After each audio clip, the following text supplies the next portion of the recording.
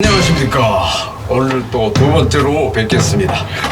오늘 지난 편에 말씀드린 것처럼 오늘은 오스카 극장 얘기를 할 것입니다. 근데 오스카 극장을 왜 제가 두 번째로 선택했느냐, 거기 극장 건물도 훌륭하지만 의관도 훌륭하지만 들어가면요 이 내부 시설 구조 진짜 초현대식으로 만든 극장이었어요.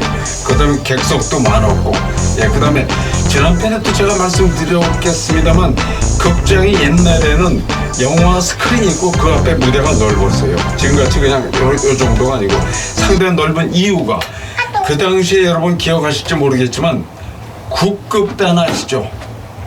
임춘행과 국극단, 또 김경수와 그 국극단 기억나시죠? 제가 어떻게 기억합니까? 그 연대. 그래서 오스카 극장을 선택을 했고, 그 다음에 두 번째 이유는 오스카 극장에서 제가 본 너무나 충격적인 영화가 있었어요. 그거는 김기영 감독의 하녀. 뭐 김기영 감독 아시는 분들은 이제 워낙 세계적인 감독이니까 하녀, 뭐 충녀, 무슨 뭐 이렇게 해서 여자 시리즈로 쭉 나갔었고, 뭐 이렇게 오래 살지는 않으셨지만 상당히 긴 스타일이었어요. 뭐 청룡 영화상 뭐 상 받으러 나오라 그러면 안 나가기도 하고, 심지어는 청룡 영화상이 아닌가 하여튼, 그리고 뭐 설사 나간다고 하더라도 시커먼 고무신 두루마기 걸치고 시커먼 고무신 지직 끌고 나가시고. 근데 제가 이분을 존경할 수밖에 없는 게, 하늘의 영화를 만들었던 그 스토리 자체가, 대학 교수가 옛날에 식모라고 그랬죠. 식모. 집에서 밥하고 빨래하고 음식해주고 숙식만 제공받고 막 그러던 그 식모를 하여튼 그 썸씽이 있어가지고. 지금은 메이드. 메이드. 홈메이드. 영어 좀 하시네. 현대. 그래서 그렇게 그런 그 쇼킹한 화제를, 그 당시에 우리나라 특히 유교 전통국가 아니겠습니까? 그런 소재를 다뤘다는 것 자체가 그분이 보통 뭐랄까 특이하고 개성이 강한 분일 수밖에 없어요. 그래서 제가 언젠가는 이제 영화사를 공부하다가 그분 스토리를 잠깐 이제 였던 적이 있는데, 어떻게 무슨 영화를 이렇게 좀 컬트 무비 같기도 하고, 어떻게 보면 괴기한, 또 그분 영상 자체가 연출이 음산한 데가 많아요. 그러니까 히치콕을 연상시킬 정도로. 하여튼 전문적인 얘기는 뭐 그 정도로 하기로 하고, 이제 그 윤여정이라는 배우를 나중에 이제 픽업을 한 에피소드가 있어요. 이제 한참 세월을 흐르고 나서 이제 얘기입니다만, 김기영 감독이 하루는 윤여정 배우한테 연락이 왔더랍니다. 만나자고. 근데 만나가지고 지금 같으면 뭐 미투다 뭐다 해서 이 감독과 여배우가 개인적으로 젊었을 텐데 만나면 썸씽 어쩌고 저쩌고 시끄러워. 그 당시에 이렇게 통했던 거예요. 그래서 다방에서만, 옛날에는 커피숍이 아니에요. 다방입니다. 다방에서 만나가지고 얘기를 하는데, 뭐 영화 뭐 해볼래 이 얘기 한마디 이후에는 한마디도 안 하고 혼자 떠드는 걸 가만히 듣고만 있다가 한 2시간을 떠들다. 근데 윤여정 씨가 워낙 말빨이 세요. 근데 그렇게 한 걸 보고 그 다음에 며칠 있다가 안 하나 보다 연락이 없어 했는데 다시 연락이 왔더래. 이번 영화 이거 잡혔으니까 며칠부터 촬영하니까 준비해. 그러니까 선생님 제가 해본 적이 많이 이렇게 안 해봤는데 또 어떻게 했더니, 신경 쓸 거 없어. 너 지난번에 나한테 막 3살 떨듯이 그렇게 하면 돼. 그대로 그것만 살려. 대사만 바꿔가지고. 이런 에피소드에서 처음으로 이제 김기영 감독 영화에 픽업이 됐다는 에피소드가 있습니다. 제 개인적으로는 저 한양대학교 영화학과 출신이기 때문에 그 당시에는 연극영화학과가 아니고 영화학과였습니다. 동대, 중대 전부 연극영화학과였습니다. 한양대만 영화학과. 거기에 이제 뭐 기라사 같은 인물들이 많이 나오기도 합니다만, 근데 윤여정 배우는 원래 국문과예요. 이분 영화 전공하신 분은 아니에요. 그런데 국문학과하고 인문학 할 적에는 영화학과하고 합강을 했어요. 한 강의실에서 듣는, 하필이면 운명이 바뀔지도 몰랐을 뻔했는데, 하여튼 그 바로 옆자리에 앉았던 거예요. 지금 생각해 윤여정이야. 그리고 TV를 들어갔는데 저보다 먼저 들어가. 국문과 딱 끝나고 나서 그냥 바로 그 TV에 3기생으로 들어갔어요. 근데 운명이 바뀌신다는 건 뭐 어떤 의미를? 그러니까 내가 먼저 만났더라면 예, 그분이 질문 잘하셨어요. 아, 너 왜 이렇게 조용하게 했어요? 그분이 잘생긴 남자를 좋아해요. 네. 근데 아니, 영남에는 아니란 인물이 표정. 안 좋아. 하여튼 어떤 남자를? 아, 선생님처럼 잘생기듯이. 꼭 나라고는 안 했는데 하여튼 그렇다고 성이 아니죠. 그리고 이 윤여정 씨가 여러분 이거 아셔야 돼요. 지금 나이 들어서 아카데미 조연 영상 탔다는 이런 획기적인 일이 이거 그냥 하루아침에 이루어진 일이 아니에요. 대충 영업하면서 굴르다 보니까 뭐 이렇게 돼. 천만의 만만의 말씀. 왜냐 윤여정 씨는요 같이 이렇게 대화를 해보면 똘똘해요. 진짜 말하는 것도 논리 정연하고 아주 스마트하고 그걸 증명할 수 있는 길이 있어요. 제가 그 땡땡이를 한번 쳐가지고 광일 2번 빠져먹었거든. 그때 이제 어느 여학생 만나고 그랬더니 이 노트를 그 다음날 나가서 빌려달라고 했어요. 그래서 집에 가서 100개 온 거지. 근데 야 글씨도 또박 이쁘게 쓴 데다가 요약 정리를 기가 막히게 하는 거야. 요즘 우리 감독님도 편집하는 거 이게 요약하는 게 키포인트죠, 그죠? 약간은 그렇습니다. 예. 몰입하고 요약하는 거 이게 중요한 편집의 기능으로 제가 알고 있거든요. 그래서 저는 그런 거 잘 못해요. 근데 어찌됐든 그래가지고 이제 TV를 들어갔는데 딱 먼저 와 있더라고. 그래서 야 이게 참 어떤 운명이 될까 했는데 그 당시에 유명한 그 일화가 있어요. 윤여정 씨가 여러분 보시면 알겠지만 코가 커요. 근데 그 당시 60년대 우리나라 조연 배우지만 걸출한 배우가 하나 있었죠. 허장강. 크죠. 영화배우 허준호 씨의 친아버지죠. 예. 근데 그분 코가 역시 커요. 그래가지고 두 분이 딱 이렇게 나타났다면 사람들 코봉이와 코순이가 이렇게 놀리던 적이 있었을 정도로 하여튼 윤여정 씨에 대한 에피소드는 이 정도로 하고 이 김기영 감독이 이 센세이셔널한 이 화제를 가지고 그 당시에 이 영화를 찍었을 적에 미국에선 알프레드 히치콕 다 아시죠? 이건 연식에 관계없이 사이코란 영화로 세계를 갖다 뒤집었다 엎었다 했던 시절입니다. 그게 60년도 61년도로 제 기억을 해요. 그 다음에 프랑스에서는 여러분 혹시 아세요? 장폴 멜몽도 아시죠? 또 물어본다고? 들어본 것 같긴 한데. 근데 이거 한여라는 게 있고 지금 찾아보니까 환여라고 있는데 있죠. 다르죠. 아니 스토리는 다른 거고 김기영 감독이 다 만든 거죠. 예. 어쨌든 다른 영화죠. 예, 다른 영화. 한여가 60년대 영화고 네. 환영은 조금 뒤에 79년 70년대로 나오는. 그럴 거예요. 70년 될 거예요. 예. 이런 또 너무 비슷해가지고. 예, 비슷하긴 한데 그래서 여 시리즈로 쭉 만들었어요. 여자 시리즈. 네. 이분이 연출력도 대단하고 그래서 제가 영화사에서 보고 들은 얘기입니다만 이분이 이런 얘기를 했어요. 이분이 서울 의대 출신이에요. 여러분 이거 아셨어요? 서울대 의대. 예. 근데 서울대 의대가 외정했을 때는 경성제국대학. 아, 외정이라는 게 무슨 뜻이에요? 잘못 얘기했다. 요새는 일제라든지. 예, 일제 강점기 시절. 그죠. 이렇게 요새 용어는 이제 그러니까 잘못 모신 것 같아, 저리. 외놈 시대가 지나가지고. 그래가지고 이분이 의사 생활을 잠깐 했답니다. 예, 경성제국대학 그 다음에 해방돼서 경성대학 그러고 나서 바로 이제 서울대학으로 바뀐 역사. 어찌됐든 서울대학 출신이죠. 예, 의사 출신이에요. 의사 생활도 했었고. 근데 거기서 해부학을 하셨대요. 그러니까 해부학 뭡니까, 여러분?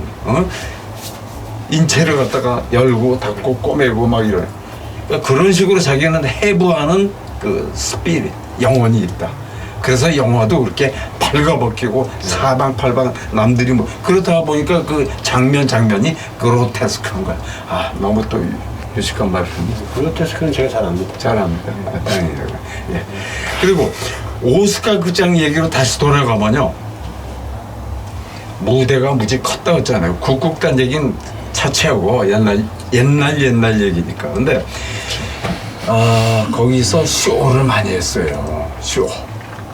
그 당시에 쇼 하면 나오는 사람들 기라성 같은 뭐 연예인, 가수, 코미디언 많죠. 그 대표적인 코미디언들 60년대 여러분 누구 생각나세요 혹시? 서영춘. 서영춘 또 구봉서 아닌가? 다리. 곽규석, 곽규석, 구봉서, 양문희. 구봉서 선생님도 양설체죠. 양원 양서천. 예, 예. 나와 이기봉. 땅들이 조금 이따 나와요. 조금 이따. 조금 이따 나오러 일단 나오세요. 그래가지고 서영춘이라는 배우를 제가 각별히 생각을 하는 게요.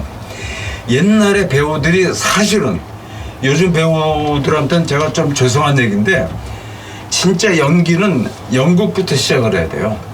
연극이 기초가 되지 않은 연기는 사실 연기가 아니에요. 그리고 영화는 이 장면 찍었다 시나리오가 또 저장면 가서 이게 감정의 연결이 안 돼요. 근데 연극은 시나리오에서 각본에 의해서 일관성이 착착 진행이 됐잖아요.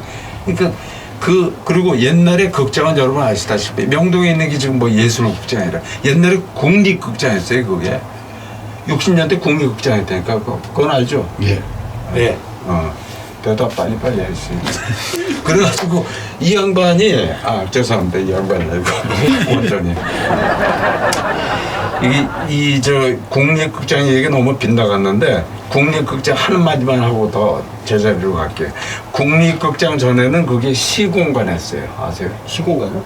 시공관이야. 서울 시공관. 그러니까 시의 공적인 일이 있을 때 쓰는 관이다. 그래서 시공관이라는 거야. 잘라야 돼. 시공간. 시공관. 뭐 붙여도 괜찮아요. 그럼 시에서 행사하는 거나 그렇죠. 그런 거를 주로 하는 네. 그런데 시에서 주관하는 공적인 관 행사. 그래서 시공관. 강당처럼 생겼겠네. 그렇지, 맞아요. 그래서 명동의 국립극장이라고 하는데 불과 300석이에요. 300석. 그래서 그 옛날에 연극 배우들은 발성 연습을 무지했어요. 왜? 연습을 할 적에 무대 뒤에서 300석이면 그래도 꽤 떨어졌잖아요. 맨 끝에 있는 관객이 들을 수 있는 정도로 우리 유튜브 촬영도 역시 마찬가지듯이 음향 좋아야 되거든요. 이건 진짜 시청자된 예의인데 관객들한테 예의죠. 그래가지고 뭐 배우들은 막 발성 엄청 세게 연습해야 돼요. 옥상에 올라가서 막 소리 지르고 목이 몇 번 나가고 창은 아니지만 하여튼 그러다가 이제 나중에 이제 국립극장이 그래가지고 생긴 게 국립극장 장춘동 쪽으로 간 거죠. 그게 천석이 되는 걸로 알고 있습니다. 그러니 생각해보세요. 천석이라는데 아무리 발성 좋아도 여기서 저기까지 불가능해요. 그때는 음향시설이 없었. 그때는 이제 음악시설이 들어와서 카바가 됐겠지. 1000명 객석이. 저 위에 장충. 예, 장충동으로 예, 했어요. 예. 그 전에 명동에서 할 때는. 명동에서도 그게 안 되는 거죠. 생이죠. 생이에요. 그러니까 남자고 여자 아마 그 연극 배우 여자도 시집가기 힘들었을 거야. 목소리에 새소리가 나왔을 거 아닙니까? 예. 그거는 막걸리만 소리 지르고 그냥. 하여튼 예. 그래서 그 코미디언 얘기로 다시 돌아가면 제가 서영춘 씨를 존경하는 이유가요. 그래가지고 이 서영춘 씨가 와서 뚝섬 촬영을 그때 당시에 여자가 더 좋아하는 작품을 코믹 영화인데 김기풍 감독이 개인적으로 친분이 있어가지고 촬영장 보고 싶다. 오케이 나와라. 그래가지고 막 옛날에 시외버스 타고 갔는지 어쩐지 하고 뚝섬까지 갔어. 그래서 근데 제가 그 딴 사람들은 쉬는 시간 되면 가서 이거 커피 어쩌고 저쩌고 하고 나가는데 이 양반은 그거 안 나가고 혼자서 연습을 하는 거예요. 야, 아니 그 당시만 해도 꽤 유명한 코미디언이고 돈도 꽤 잘 버는 사람인데 자기가 일본말로 죄송합니다. 기깎기를 맞춘다고. 기깎기 중요하죠. 네, 일본말 썼어요. 그래서 왁구도 잘 맞아야 되고. 상작을 해요. 출연제로 왁구도 잘 맞아야 돼요. 그래서 이 양반이 연습을 하는데 진짜 거짓말로 여기서 갔다가 이쪽도 2m 앞에서 쓰러지고 그 다음에 3번을 굴르고 그 다음에 딱 집을 때 여기 뭔가가 있어야 돼. 그러면 그 라디오 흥거려도 딱 갖다 놓고 이걸 몇 번을 연습을 하는 거야. 남들은 가서 깔깔거리고 마시고 어쩌고 저쩌고. 그래서 제가 처음 뵀지만 이게 보통 코미디언이 아니다. 근데 음악을 하시니까 얘기지만 서영춘 씨가 그 부른 노래 혹시 기억나는 거 있어요? 지골량감 저하는 게 저. 오케이. 그다음에 또 그 유명한 곡이에요, 진짜. 앞에 저리 살짝 저리가 비었네. 오케이. 하셨잖아요. 그 노래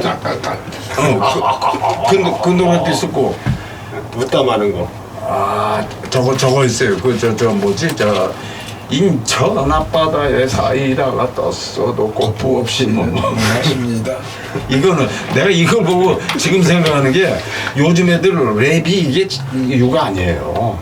그 사람 이게 랩이라는 게 흉내 내 보니까 이 호흡 어떻게 해요? 호흡이 쉽지가 않죠. 랩은 계속 떠드는 거죠. 그러니까 이제 뭐 하는 저 거고. 입장에서는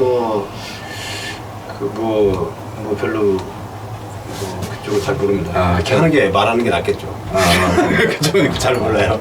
제 분야가 아니고. 음악이 지금 하시는 게 뮤토피아라면서요. 네. 뮤직. 저는 멜로디가 아름다운 곡을 좋아해요. 아 그래요? 성향이 저 비슷하네요. 네, 그러니까 댄스 곡으로 쓰이는 것보다는 멜로디가 좀 아름다워. 저희도 다 이렇게 색깔이 있어요. 딴지로 맞아. 컬러가 같으면 되지. 맞아. 하여튼 그래서 이 서영철 씨의 어떤 인상적인 어떤 그런 모습을 제가 지금까지도 기억을 하고 조금 아까 살짝 얘기했었던 그 양반 연기 중에 또 특징이요. 무슨 얘기하다 갑자기 정색을 하는 거야, 표정이. 그게 무지하게 웃기는 거야, 이렇게. 아마 그 당시에는 이제 연기계에서 찰리 채플린이 그 저기다 있지 않습니까? 영화에서는 그래서 첫 번째잖아요. 그 사람이 슬랩스틱 코미디라는 장르를 네, 만들지 맞아요. 않습니까? 맞아요. 그래서 아마 그런 류들이 많았죠. 그렇지. 그렇지. 연기 메소드로 보면 맞아. 오케이. 야, 음악 하시는데 이 얘기까지도 하시네. 그러니까 캐스팅 잘했다니까. 근데 그래서 그 찰리 채플린 그 얘기가 아까 나왔지만 사실 그 무지하게 가난한 시절을 겪고 진짜 입지전적인 인물이거든요. 대단하다. 네, 뭐, 일단 대단하다고 봐야죠. 대단하죠. 범죄를 저질렀어도 그 사람. 그러면 맞아. 한때는 미국에도 입국 막 거절이 되고 그러는 공산주의자로 몰려가지고 예. 하여튼 그런 기억이 있고요. 그 서영춘 씨 그래서 제가 존경하는 코미디언이고 연기도 훌륭하다는 그 근원이 어디서 나왔느냐. 여러분 이거 아셔야 돼요. 지금 영화 배우들 아무리 판이 좋고 뭐 어쩌고 원판이 어쩌고 저쩌고 해도 배우는 생명이 연기입니다. 연기를 못하면은 얼굴 아무리 잘생겼어도 금방 지나간 샛배를 같은 스타들 많았어요. 제가 이름만 지금 해도 줄줄 외울 정도로 있어요. 근데 그 당시에 가수, 배우, 쇼맨들 이런 사람들은요 전국의 방방곡곡에 유랑극단을 다녔어요. 이게 연기의 가장 기본인 거예요. 유랑극단 무대에 서본 경험이 최고입니다. 왜? 몸이 기억을 해야 돼요. 배우는. 왜 배우를 액터라고 합니까? 액션 하는 사람이 액터 아닙니까? 그러니까 무대의 움직임을 자기 몸이 기억을 할 적에 그 사람의 훌륭한 연기가 나오는 거예요. 진짜. 요새 용어는 이제 머슬 메모. 예, 스타일리시 뭐 이러는데 사실 옛날 배우들 보십시오. 제가 또 존경하는 분 중에 허준호 아버지 그 허장강. 인천의 앞바다에 배들 오모 뭐 이러면서 마담 심심한테 뽀뽀를 한번 할까. 이분이 참 뽀뽀. 근데 이 요절을 하셨어요, 이분도. 참 제주 있는 분들은 왜 이렇게 요절을 하시는지 모르겠지만 이 허준호 씨의 친구죠. 서울운동장에서 축구하다 연예인 축구대에서 축구하다 심장마비로. 그 당시에 뭐 이것도 인공호흡도 잘 못했는지 그때 그분 시신을 그 바로 옆에가 이제 을지로육가의 공립의료원에서 예, 아시죠? 근데 이상하네. 어떤 거는 알만한 것도 모르시고. 지금 있으니까 아는 거죠. 지금도 있어요? 있죠. 미안합니다. 예, 그래서 하여튼 내가 불리한 거는 빨리 넘어가야 돼. 없어진 건 모르고요. 그래요? 있는 건 제가. 그렇구나. 듣고 보니까 그렇네.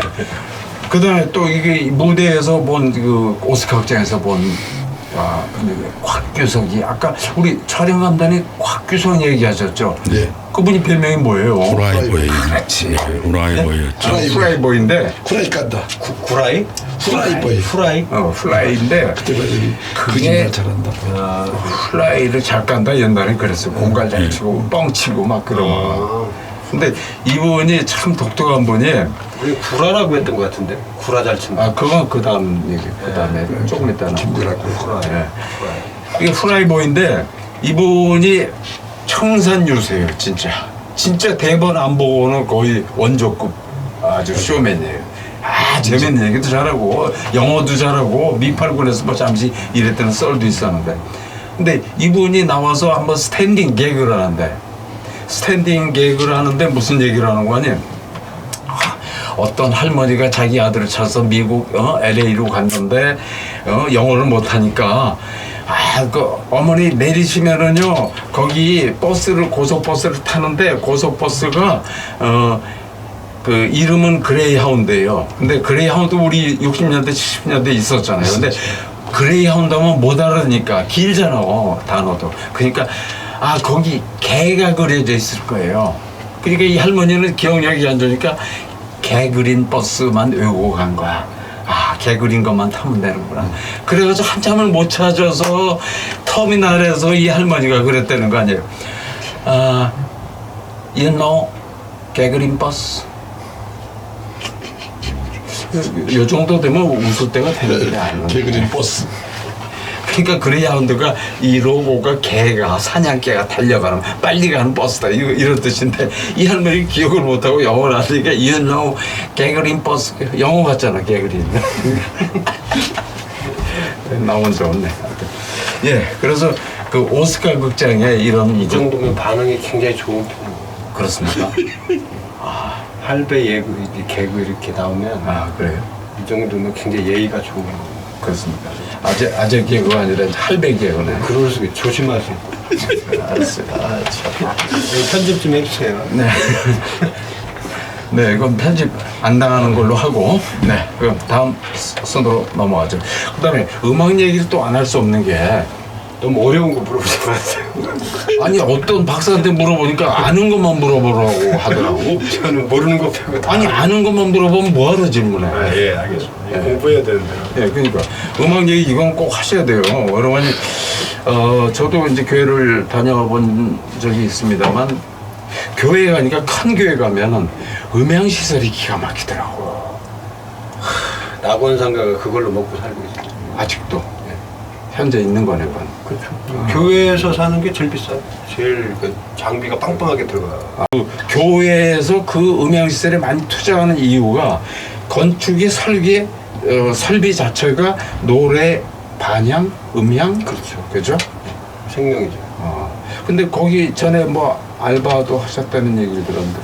알바는 이제 그게 이제 음향 기사 중에서 기사들은 대부분 이제 기계를 다루는 거고 음향 감독, 음향 우리 입장에서는 음향 체크한다 이런 건데 이제 에코 양을 체크하는 거예요. 에코 양을 부석 같은데 가서 서서 여기서 소리 울리는 보고 소리, 저쪽에 울리는 소리 그리고 이제 항상 극장은 그 자리가 비싼 자리가 있잖아요. 있지.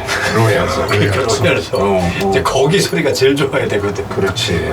시각도 제일 좋아야 되고 소리도 다 돌아서 글리 와야 돼가지고 그런 일을 하는 거죠. 이제 박수 치면서. 아니 그러니까 박수 치면서 돈 벌으셨네 그때. 예, 뭐 알바니까 그렇게 많이 벌지는 않아요. 그래도 뭐 어떤 벌으셨잖아요.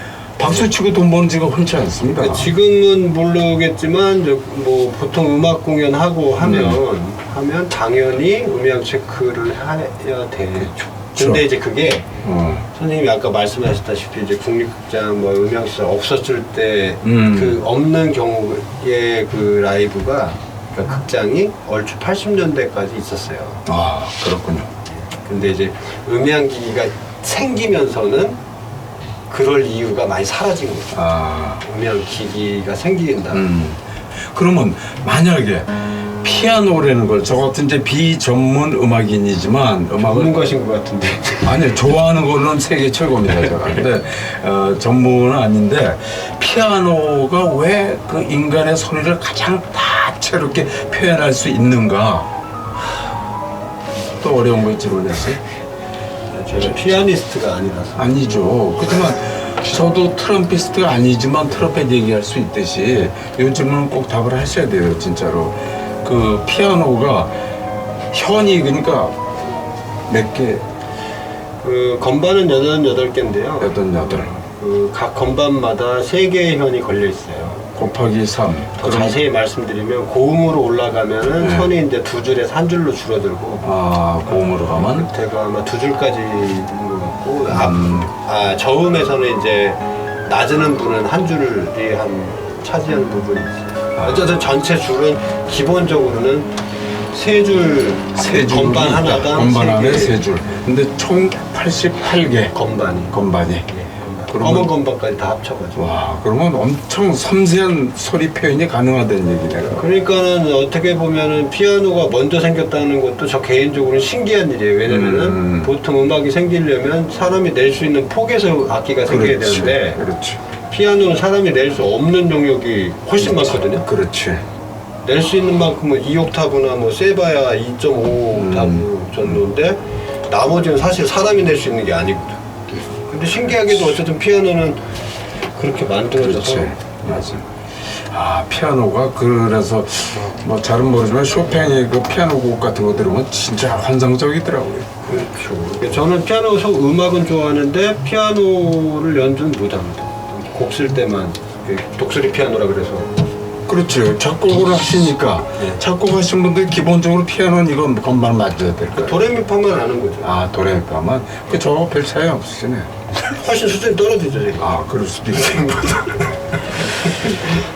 예, 그러면 이제 인신공격을 이 정도로 하기로 하고. 예. 그래서 오스카 얘기하다가 좀 잘한다 싶으면은 4번, 8번으로 튀어나가지고 제자리를 잊어버려. 소리가 되겠지. 아, 참. 이게 벌써 아직 그럴 나이가 아닌데. 하여튼, 그 오스카 극장에 대한 추억은 아까 말씀드린 천재 감독 김기영. 그 다음에 지금 현재 활동하고 있는 아카데미 조연급 최초의 여배우 윤여정. 네. 호봉이 죄송합니다. 예. 하여튼 이런 얘기를 해서 이제 오스카 극장 얘기 이 정도로 마무리 짓고요. 사실 오스카 극장에서 좋은 영화들 많이 했어요. 워낙 그 좋은 그 상영관이다 보니까 다음번에 다시 오스카 극장 다음에는 이제 경동 얘기를 할 겁니다. 경동 시장. 그 안에 있었던 극장이 있습니다. 네. 요즘 오스카 극장이 현재 있나요? 없죠. 그게 제가 모르죠. 아, 그러시구나. 삼성생명은 아세요? 삼성생명 지금 있어요. 그쪽 그 청량리 쪽에. 아니요, 지금 오스카 극장들이 삼성생명이 있다니까. 있는데도 왜 몰라요? 아 그것까지 지금. 그러니까. 삼성에서 간판에다 오스카 극장에서 안 써놨나. 그러니까 안 써놓죠. 그래서 뭐 동양극장은 써있어요. 지금 문화일보 자리가 농협박물관이가 가면 거기 옛날에 동양극장을 했었거든요. 거기서 북극을 많이. 거기 가면 터에 딱 있어요. 옛날 동양극장. 아 그런 거. 아, 그러니까.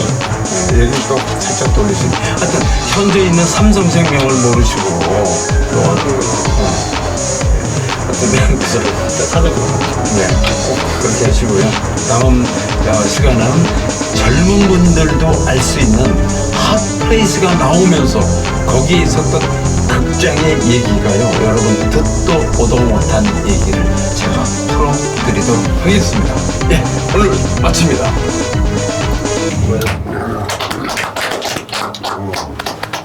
컷.